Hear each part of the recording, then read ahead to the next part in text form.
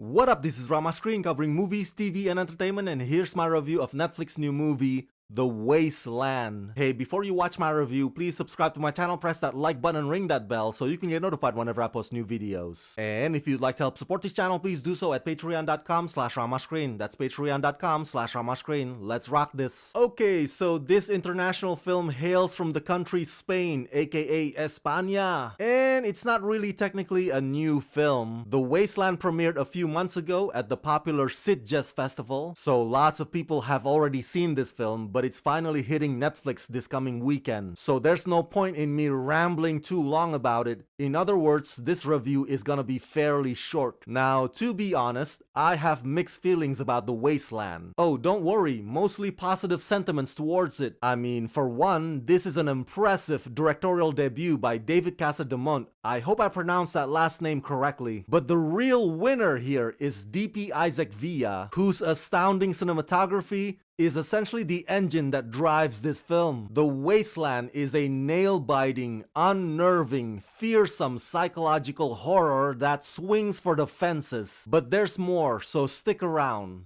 Co-written and directed by David Casademont, The Wasteland is about the tranquil lives of a family isolated from the rest of the society that are disturbed by a terrifying creature testing the ties that bind them together.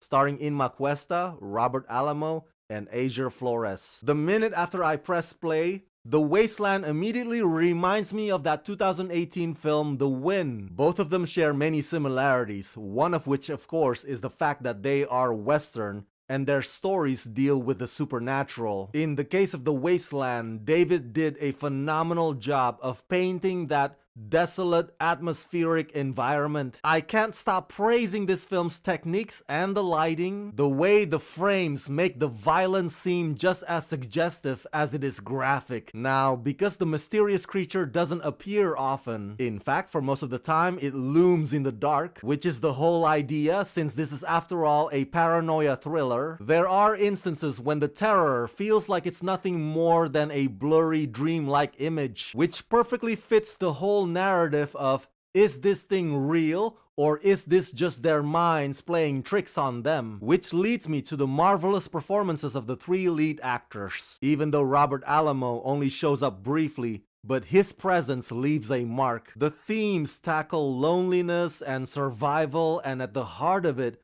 is this mother-son relationship that I admit can get a bit uncomfortable, especially when they bathe together, but actress Inma Cuesta and young talent Asia Flores are terrific at conveying those interactions. Inma as the mother on the brink of possibly losing her sanity, and Asia as the son basically forced into being the man of the house. This film is just as much about the eventual dissolving of this three-people family structure as it is about the unknown entity that's steadily invading their space. Is The Wasteland scary?